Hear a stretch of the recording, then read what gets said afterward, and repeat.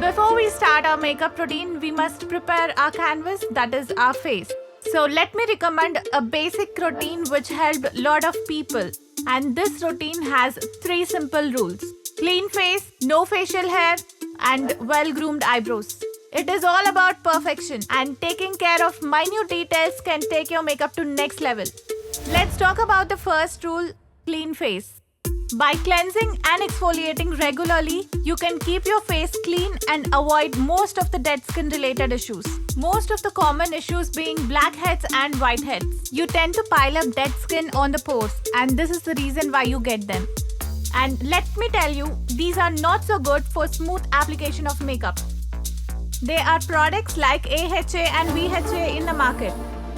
They have shown great results in reducing dead skin issues. Of course, there are other alternative products and you can always try the one which you like.